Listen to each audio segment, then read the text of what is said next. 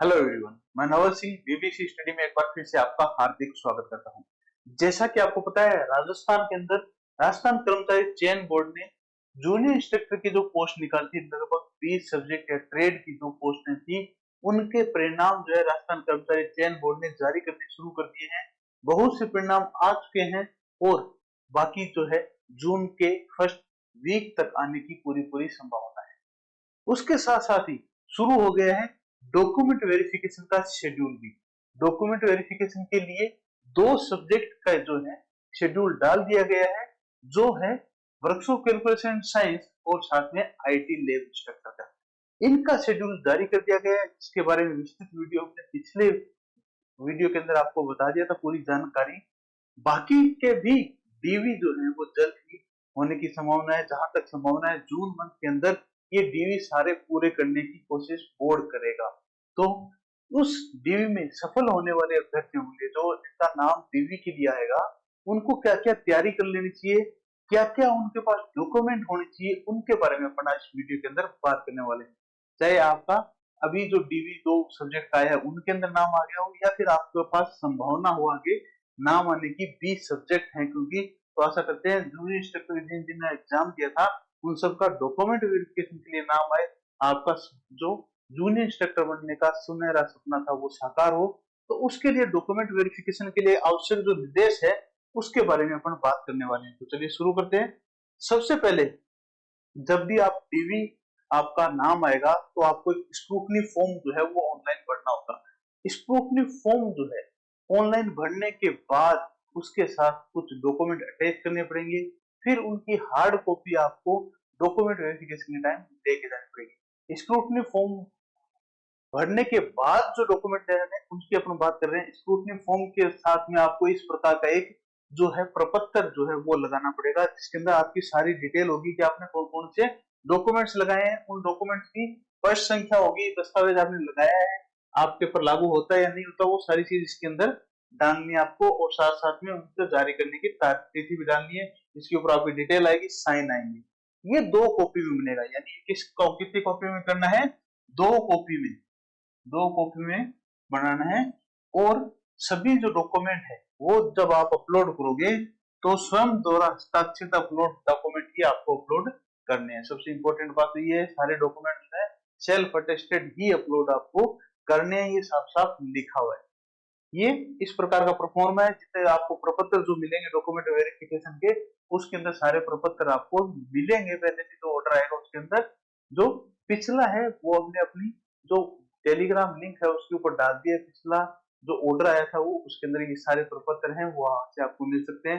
राजस्थान कर्मचारी चयन बोर्ड की ऑफिशियल वेबसाइट के ऊपर भी सारे प्रपत्र जो है ऑर्डर के साथ मौजूद हैं, तो वहां से भी आप ले सकते हैं। अब क्या क्या डॉक्यूमेंट्स जो हैं वो आपके पास होने चाहिए। सबसे पहले डॉक्यूमेंट होना चाहिए आपके पास जितनी भी आपकी शैक्षणिक और तकनीकी योग्यता है उसकी सारी मार्कशीट, संपूर्ण अंक तालिकाएं, वर्षवार या सेमेस्टर वाइज जैसे भी आपका पेपर हो, सारी आपके पास मार्कशीट होनी चाहिए। उसकी प्रमाण और जो प्रमाण पत्र है वो दोनों दोनों चीज, मार्कशीट और प्रमाण पत्र दोनों चीज आपके पास होनी चाहिए। उसकी फोटो कॉपी आपको रखनी है, सब हस्ताक्षरित फोटो कॉपी आपको चाहिएगी। कहाँ से?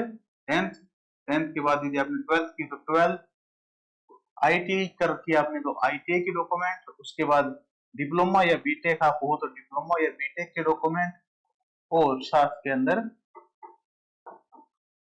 आपको चाहिएगा आपका CITS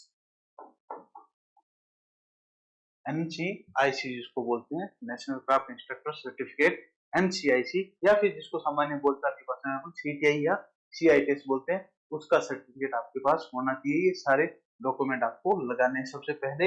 उसके बाद यदि अपन बात करें तो जो सबसे इंपॉर्टेंट चीज जो जूनियर इंस्ट्रक्टर में है, जिसके अंदर सबको सबसे ज्यादा बच्चों को कंफ्यूजन है, वो है एक्सपीरियंस सर्टिफिकेट। एक्सपीरियंस सर्टिफिकेट कैसा लगाना है, तो उसके अंदर साफ आपको यहाँ पे नोटिस मिल जाएगा। नोटिस के अंदर ये लाइनें, नोटिस की लाइनें हैं जैसे जैसे अपने बारी है। नोटिस के अंदर क्या क्या है, व्यक्ति द्वारा अनुभव का विवरण जो है वो कैसा होना चाहिए, सवैतनिक अनुभव प्रमाण पत्र आपको देना है, यानी एक्सपीरियंस सर्टिफिकेट है वो सवैतनिक होना चाहिए, वेतन आपको मिला हुआ होना चाहिए।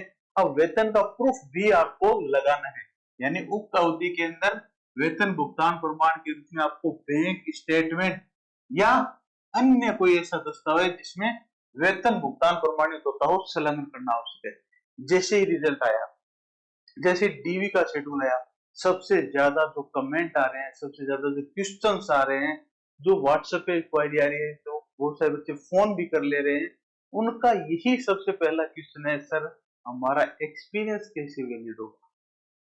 अब उनमें से हो सकता है कुछ गलत हो, मैं सबको गलत नहीं कह रहा, लेकिन हो सकता है कुछ गलत हो, लेकिन उन कुछ गलत के चक्कर के अंदर सारे सही जो है उनको जो है दरकिनार नहीं किया जा सकता।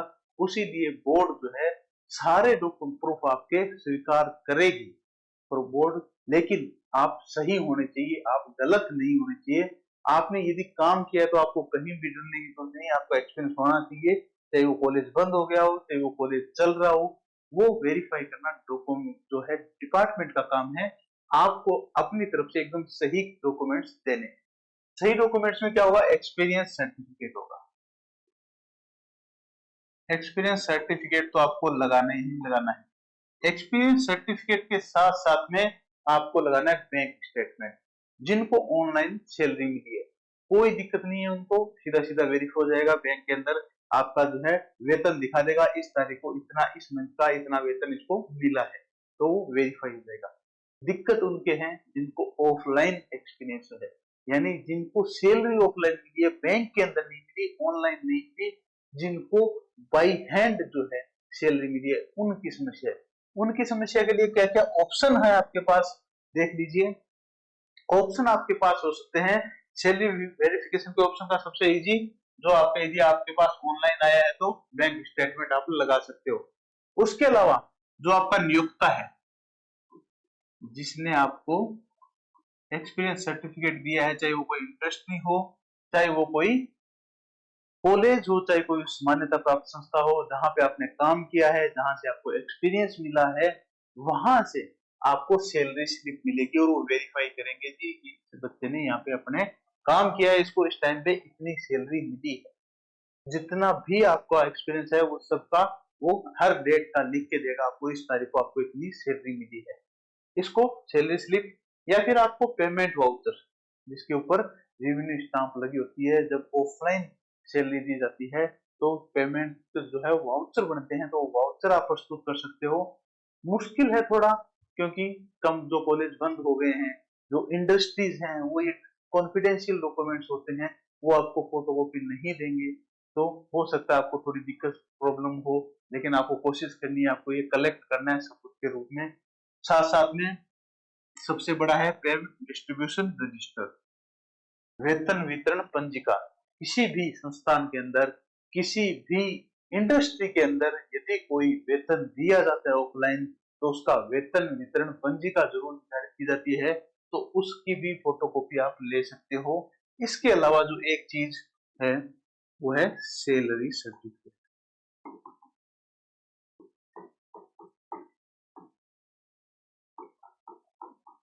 सैलरी सर्टिफिकेट में क्या होगा, जो नियोक्ता है, जिसने आपको जॉब दी थी, जहां पे आपने काम किया था, वो लिख के देगा कि इस अभ्यर्थी ने हमारे यहाँ पे काम किया है, इस महीने में इतने दिन काम किया है, इतने दिन का इसको ये पेंशन मिलता है, पेमेंट मिला है, और इस तारीख को इसको मिला है, वो सभी डिटेल वो लिख के देगा, जिसको सैलरी सर्टिफिकेट बोलते हैं।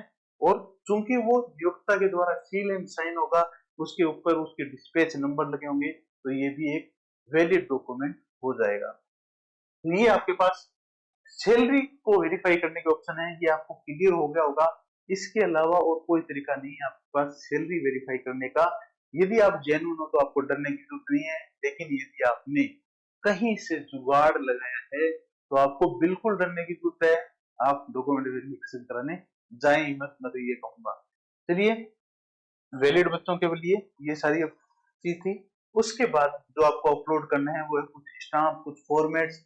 उसके अंदर क्या होगा, सबसे पहले आपको एक स्टाम्प बनाना पड़ेगा, 50 रुपए का नॉन जुडिशियल स्टाम्प पेपर आपको मुद्रित कराना है। उसके अंदर आपको जो है डिटेल भरनी है।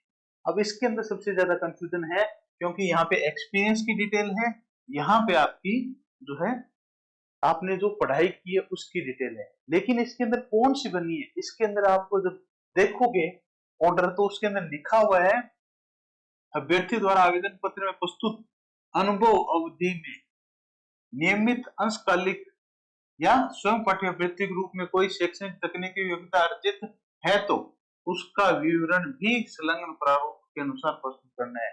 यानी जो आपने फॉर्म में भर दिया उसके अलावा आपके पास कोई एक्सपीरियंस है, उसके अलावा आपने कोई पढ़ाई की है, तो वो आप उसके लिए आपको ये घोषणा पत्र देना है। इसके अंदर यहाँ पे इस घोषणा पत्र यहाँ से आप पढ़ोगे तो इसके अंदर साफ साफ लिखा है प्रस्तुत अनुभव के अतिरिक्त, यानी आपने फॉर्म के अंदर जो एक्सपीरियंस लिखा है, फॉर्म के अंदर आपने जो क्वालिफिकेशन बताई है, उसके एक्स्ट्रा के अंदर आपको ये घोषणा पत्र बनाना है। उसके अंदर जो फॉर्म में मेंशन नहीं है वो आप यहाँ पे मेंशन करोगे। यदि आपने सारी चीज फॉर्म में नहीं है, कुछ भी एक्स्ट्रा नहीं है, तब भी आपको स्टाम्प बनाना है और यहाँ पे आपको नील लिख देना है। दोनों के अंदर आप क्या लिख दोगे, नील, यदि आपका एक्स्ट्रा कुछ भी नहीं है तो। उसके बाद नेक्स्ट है आपका मूल निवास प्रमाण पत्र की प्रति, आपका डोमिसाइल सर्टिफिकेट जो है वो आपको लगाना है। और यदि आप अनुसूचित क्षेत्र से यानी टीएसपी एरिया के निवासी हो तो आपको अनुसूचित क्षेत्र का जो विशेष मूल निवास प्रमाण पत्र जारी होता है वो आपको लगाना है। और साथ साथ में यदि आप अनुसूचित क्षेत्र के हो और आपने फॉर्म में अनुसूचित और गैर अनुसूचित दोनों ऑप्शन सिलेक्ट किए थे तो आपको एक घोषणा पत्र विकल्प पत्र जिसको बोल रहे हैं वो भी देना है, जिसके अंदर आप लिखोगे कि आपको टीएसपी ज्वाइन करना है या नॉन टीएसपी एरिया ज्वाइन करना है, तो ये उसका फॉर्मेट भी आपको वहां पे मिल जाएगा। उसके बाद है आपका जाति प्रमाण पत्र, चाहे आप ईडब्ल्यूएस में आ रहे हो या फिर ओबीसी में आ रहे हो, एससी में आ रहे हो, एसटी में आ रहे हो, या आपने फॉर्म के अंदर मेंशन किया होगा, तो आपको उसी डेट का जाति प्रमाण पत्र लगाना है। यानी फॉर्म भरने की जो अंतिम तिथि थी उससे पहले जारी किया हुआ जाति प्रमाण पत्र आपको लगाना है। जाति प्रमाण पत्र आर्थिक रूप से कमजोर वर्ग यानी ईडब्ल्यूएस, एससी, एसटी, अन्य पिछड़ा वर्ग, अति पिछड़ा वर्ग जो है उन सब के लिए प्रमाण पत्र आपको लगाना है। और यदि आपने आरक्षण का लाभ लिया है तो आपको जाति प्रमाण पत्र ऑनलाइन आवेदन की अंतिम तिथि तक जारी किया हुआ होना चाहिए।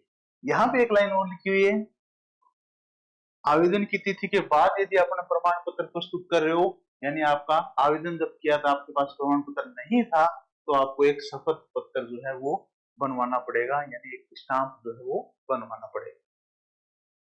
उसके बाद जो नेक्स्ट है वो है आपको एक पैराग्राफ मिलेगा, फॉर्मेट दिया हुआ है, उस पैराग्राफ को अपने हस्तलिपि में यानी अपनी हैंड राइटिंग में लिखना है, हिंदी और अंग्रेजी के अंदर जो है वो अपलोड करना है स्कैन करके। तो दस्तावेज सत्यापन के समय हस्तलिपि यानी बोर्ड की वेबसाइट पर उपलब्ध प्रारूप के अनुसार की जांच हिंदी और अंग्रेजी में अभ्यर्थी द्वारा जो है सब हस्तलिखित पैराग्राफ अपलोड आपको करना है। उसका फॉर्मेट आपको दिया हुआ है तो वो करना है, अपलोड आपको करना है खुद खुद अपने हाथ से लिख के। उसके बाद है फोटो और साइन। फोटो जो है आप कौन सी लगाओगे, विस्तृत आवेदन में अपलोड की जाने वाली यानी स्क्रूटनी फॉर्म के अंदर जो फोटो आप अपलोड करोगे वो जो आपने पहले आवेदन के समय जो फॉर्म अप्लाई किया था उस टाइम जो फोटो लगाई है वही सेम फोटो आपको समान लगानी है, फोटो समान होती हुई सेम फोटो आपको अपलोड करनी है। और हस्ताक्षर तो सेम होंगे, हस्ताक्षर आदमी बदल नहीं सकते, तो हस्ताक्षर भी वही होने हैं, फोटो भी वही अपलोड करनी है और साइन भी वही अपलोड करने हैं। वही फोटो आपको प्रिंट करवा के भी अपने पास रखनी है क्योंकि वो भी आपको डॉक्यूमेंट वेरिफिकेशन के टाइम चाहिएगी, पासपोर्ट साइज फोटो। उसके अलावा चरित्र प्रमाण पत्र आपको बनाने हैं, 3 चरित्र प्रमाण पत्र आपको चाहिए। 2 चरित्र प्रमाण पत्र होंगे गजेटेड ऑफिसर यानी राजपत्रित अधिकारी द्वारा सत्यापित, इसका फॉर्मेट आपको दिया हुआ है, जो 2 कॉपी बनेगी, हर 2 राजपत्रित अलग अलग अधिकारी होंगे, उन दोनों की एक एक फोटो कॉपी भी आपको साथ में लेनी है, यानी जो दूसरा फोटो कॉपी का सेट होगा उसके साथ एक फोटो कॉपी लगेगी, साथ में ओरिजिनल लगेगी, यानी 2 राजपत्रित अधिकारी और 2 फोटोकॉपी, कुल 4 हो गए। यहाँ पे ये चरित्र प्रमाण पत्र आपको बनाने हैं। उसके अलावा एक चरित्र प्रमाण पत्र आपको चाहिएगा जहां पे आपने अंतिम नियमित रूप से अध्ययनरत रहे हो, वो आपको उस संस्था का चरित्र प्रमाण पत्र लगाना है। मुख्यतः जितने भी अभ्यर्थी हैं उन सब के लिए अंतिम जो है वो CITS ही होगा। किसी ने ITI करने के बाद CITS किया है, किसी ने डिप्लोमा के बाद, किसी ने BTech के बाद, लेकिन CITS तो क्योंकि कंपलसरी है तो उसी में ये आपका आ जाएगा CITS का चरित्र प्रमाण पत्र। यदि आपने CITS के बाद भी कोई पढ़ाई की है या फिर आपने जैसे ITI के बाद CITS कर दिया, CITS के बाद आपने डिप्लोमा कर दिया है तो डिप्लोमा का आ जाएगा। यानी जो जिस भी क्लास में आप अंतिम रूप से पढ़े हो, नियमित रूप से, स्वयं पाठी नहीं, नियमित रूप से यदि आपने पढ़ा हो, रेगुलर आपने स्टडी की है तो उस विश्वविद्यालय का, कॉलेज का या जो भी शैक्षणिक संस्था जहाँ पे आपने पढ़ाई की है उसके द्वारा जारी वो चरित्र प्रमाण पत्र आपको लाना है। फोटोकॉपी ले जानी है लेकिन मूल प्रमाण पत्र भी आपको साथ में लाना जरूरी है। ये भी बहुत सारे बच्चों को आई थी, कमेंट आया था कि सर मैंने वहां NSTA में जो है CITS किया है वो अब इतनी दूर है, मैं वहां पे कैसे जाऊं? बिल्कुल आपको जाना पड़ेगा और चरित्र प्रमाण पत्र लेके आना पड़ेगा, या वहां पे आपके कोई सोर्स है जो आपको बाई पोस्ट भेज सके, 4-5 दिन में आपके पास पहुंच के, तो वो आप यूज कर सकते हो। तो ये हो गया आपका चरित्र प्रमाण पत्र। उसके बाद आपको देना है एक शपथ पत्र जो नोटरी द्वारा सत्यापित होना चाहिए, जिसके अंदर आप लिखोगे कि जो मैंने जितने भी डॉक्यूमेंट अपलोड किए हैं वो सारे सही है, मैंने खुद अपलोड जांच कर लिए हैं, मैंने कोई फर्जी डॉक्यूमेंट नहीं लगाया, कोई कूट रचित तरीके से जो डॉक्यूमेंट है वो नहीं लगाया, यदि लगाता है तो मेरे खिलाफ आवश्यक कार्रवाई की जाएगी। इसका भी फॉर्मेट किया हुआ है तो वो फॉर्मेट के ऊपर आपको लाना है। प्रथम सेट के साथ मूल शपथ पत्र लगाना है और फोटोकॉपी जो है वो दूसरे सेट के साथ आपको लगानी है, 2 सेट आपको बनाने हैं। उसके बाद विवाह यदि हो चुका है, आप विवाहित हो तो आपको विवाह प्रमाण पत्र लगाना है, यानी मैरिज सर्टिफिकेट लगाना है। अब मैरिज सर्टिफिकेट में एक छूट है, जो जिनका विवाह 22/5/2006 22/5/2006 इससे पहले पहले जिनका विवाह हुआ है उनके पास यदि मैरिज सर्टिफिकेट नहीं है तो उनको इस फॉर्मेट के अंदर शपथ पत्र प्रस्तुत करना है 50 रुपए के नॉन जुडिशियल स्टाम्प के ऊपर। लेकिन यदि आपका विवाह 22/5/2006 के बाद हुआ है तो आपको विवाह प्रमाण पत्र प्रस्तुत करना ही होगा। ठीक है, तो ये एक विवाह प्रमाण पत्र आपको अपलोड करना है। उसके बाद यदि आप विवाहित हो, यदि आप विवाहित हो, यदि आप अविवाहित हो, दोनों ही कंडीशन में एक आपको दहेज का जो है वो परफॉर्मा दिया हुआ है, जिसमें आपको 50 रुपए के नॉन जुडिशियल स्टाम्प पेपर, यानी 50 रुपए के स्टाम्प पेपर के ऊपर आपको ये परफॉर्मा विवाहित के लिए, अविवाहित के लिए दिया हुआ है। प्रिंट करवा के पूरा फिल करके इसको भरना है, जिसके अंदर ये लिखा हुआ है कि विवाह के समय मेरे घर वालों ने तो दहेज दिया है, नहीं दहेज दिया है, और यदि अभी आपका विवाह नहीं है तो मेरा विवाह जब भी होगा तो मैं न दहेज लूंगा, न मैं दहेज दूंगा या दूंगी। तो इस प्रकार से आपको ये प्रोफार्मा दिया है, आपको भरना है। यदि आप विवाहित हो तो आपके पिताजी के, आपके ससुर जी के, आपके जो जीवन साथी है उसके, और एक साक्षी के, और साथ साथ में आपका खुद का साइन होगा।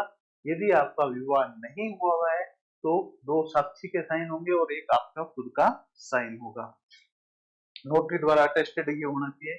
उसके बाद एक वचनबद्ध प्रारूप है जो सादे कागज के ऊपर है, इसको आपको भर के फिल कर देना है। किससे संबंधित है? धूम्रपान नहीं करने से संबंधित वचनबद्ध का प्रारूप है, ये फिल करना है आपको। इसके अलावा यदि कोई अभ्यर्थी विधवा अभ्यर्थी है तो उसके लिए 50 रुपए का नॉन जुडिशियल स्टाम्प है, ये आपको बनाना है। यदि कोई परित्यक्त अभ्यर्थी है तो उसके लिए भी 50 रुपए का नॉन जुडिशियल स्टाम्प है, वो आपको बनवाना है। इसके अलावा सभी को एक सादे कागज के ऊपर ये घोषणा देनी है संतान की संख्या की, मेरे इतने बच्चे हैं, या फिर मैं अविवाहित, जो जिनका विवाह नहीं है उनको भी ये घोषणा देनी है, क्योंकि इसके अंदर लिखा हुआ है सादे कागज पे ये देनी है। ये है कि मैं अविवाहित हूँ, ये भी देना है। यदि आपका विवाह हुआ है तो आपको यहाँ पे लिखना है कि 31/5/2002 को मेरे जीवित बच्चों की संख्या इतनी है, उसके बाद आज के दिन आज तक मेरे इतने बच्चे हैं, कुल इतने बच्चे हैं, ये आपको यहाँ पे साइन करना है। उसके बाद एक सामान्य घोषणा पत्र जो सादे कागज पर देना है, जो किससे संबंधित है? आपके डॉक्यूमेंट से संबंधित है। तो सबसे पहले आपको बताया था कि मैं अंतिम रूप से चयनित हुआ हूँ, मेरे खिलाफ कोई केस नहीं हो रहा है, मैं दस्तावेज प्रस्तुत कर रहा हूँ वो एकदम सही है, कोर्ट रजिस्ट्रेशन नहीं है, वो ये है, और ये सादे कागज पे होके इसको भी आपको सत्यापित गजेटेड अधिकारी से करवाना है। उसके बाद जो हैंड राइटिंग का प्रोफॉर्मा था, नमूना हस्ताक्षर प्रपत्र नाम चाहिए, हैंड राइटिंग का प्रोफॉर्मा, ये भी आपको तैयार करना है। और ये एक खाली आप साथ में लेके जाना, क्योंकि इसके ऊपर लिखा हुआ है अभ्यर्थी इस प्रारूप का प्रिंट लेकर दस्तावेज सत्यापन के समय मूल अपने साथ लेके आए, यानी ये ओरिजिनल आपको साथ में लेके जाना है, प्रिंट करके भी एक खाली लेके जरूर जाना।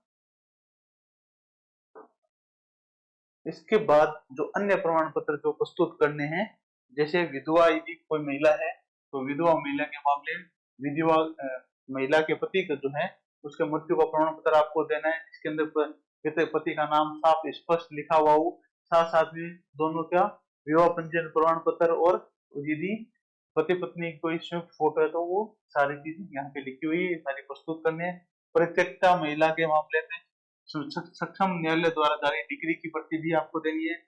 निःशक्त जन मामले में सक्षम चिकित्सा अधिकारी या मेडिकल बोर्ड द्वारा प्रदत्त निःशक्तता प्रमाण पत्र आपको देना है। उत्कृष्ट खिलाड़ी के मामले, यदि कोई उत्कृष्ट खिलाड़ी है तो विज्ञप्ति दिनांक 5/3/2024 में अंकित अनुसार सक्षम स्तर के प्रमाण पत्र, यानी 5/3/2024 कौन सी वर्षों कैलकुलेशन साइंस और आईटी लैब वाली जो दूसरी है, बाकी सब्जेक्ट की उसकी विज्ञप्ति अलग होगी, लेकिन उसी डेट के अनुसार सक्षम स्तर के प्रमाण पत्र जो है वो जो पत्र है उनकी आपको प्रति जो है वो देनी है। और यदि आप भूतपूर्व सैनिक कैटेगरी में आते हो तो सेवानिवृत्ति आदेश व डिस्चार्ज आईडी या एनओसी की प्रति और शौचालय घोषणा प्रपत्र वचनबद्ध प्रपत्र जो है वो आपको अपलोड करना है। तो ये डॉक्यूमेंट है जो आपको अपलोड करने, एक बार पुनः देख लीजिए क्या क्या डॉक्यूमेंट जो है सही तरीके से आपको अपलोड करने हैं। सबसे पहले अभ्यर्थी जो है विस्तृत आवेदन सह परिनिरीक्षा फॉर्म, जिसको बोलते हैं अपन स्क्रूटनी फॉर्म, वो लाएगा। उसके साथ साथ में दस्तावेजों की 100 प्रमाणित प्रति 2 सेट, और जो डिटेल स्क्रूटनी फॉर्म भरोगे उसकी फीस होगी, उस फीस का रसीद भी आपको साथ में लेके जाना है। ये दो चीज ध्यान रखना। हस्ताक्षरित 100 प्रमाणित प्रति लेनी है, फोटोकॉपी 2 सेट आपको लेने हैं, और फॉर्म की फीस का रसीद भी आपको साथ में लेना है। इसके अलावा शैक्षणिक योग्यता के हो गया, आयु संबंधी यानी 10th की मार्कशीट या जन्म प्रमाण पत्र, जाति, मूल निवास चरित्र प्रमाण पत्र, विशेष योग्यता होने से विशेष योग्यता का प्रमाण पत्र, विवाह प्रमाण पत्र, खेल यदि आपका है तो आप खिलाड़ी हो तो खेल प्रमाण पत्र, और अनुभव प्रमाण पत्र भी आपको देना है। साथ साथ में सेवारत यदि आप हो, यदि आप कहीं पे जॉब कर रहे हो तो आपको सक्षम अधिकारी द्वारा जारी अनापत्ति प्रमाण पत्र भी साथ में लेना है। समस्त आवश्यक मूल दस्तावेज लेने, फोटोकॉपी के साथ साथ आपके पास मूल दस्तावेज होने चाहिए। स्वयं का पहचान पत्र होना चाहिए, यानी आधार कार्ड, ड्राइविंग लाइसेंस, ये सब होना चाहिए।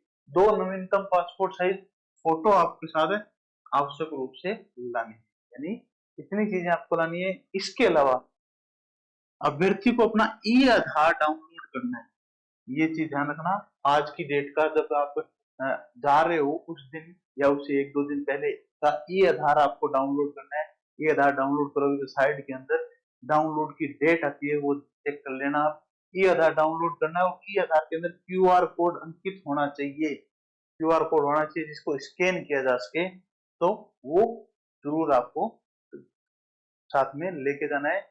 ध्यान रखें इस बात को न भूल जाएं, ई आधार डाउनलोड जरूर करके लेके जाएं। इसके अलावा जो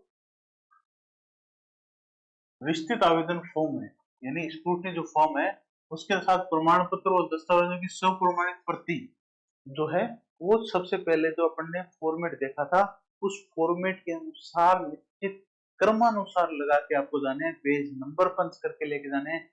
पेज नंबर जो है वो पहले उसके साथ में पहला जो प्रपत्र है उसके ऊपर लिखे हुए होने चाहिए कि इस पेज के ऊपर ये आपका है। उसके अलावा यदि किसी ने निश्चित डेट के अंदर ये फॉर्म नहीं भरा है, डिटेल्ड फॉर्म का स्क्रूटनी फॉर्म नहीं भर पाए तकनीकी कारणों से, यदि फॉर्म नहीं भरा जाता है तो आपको क्या करना है, राजस्थान कर्मचारी बोर्ड की वेबसाइट से जो फॉर्म है वो डाउनलोड कर उसका प्रिंट लें, उसकी सारी प्रविष्टियां अपने हाथ से करें और 100 रुपए का पोस्टल ऑर्डर आपको बनाना है। किसके नाम? सचिव राजस्थान कर्मचारी चयन बोर्ड जयपुर के नाम आपको बनाना है, और उसको साथ में आपको जो आपका डॉक्यूमेंट वेरिफिकेशन होगा उस दिन आप प्रस्तुत कर सकते हो।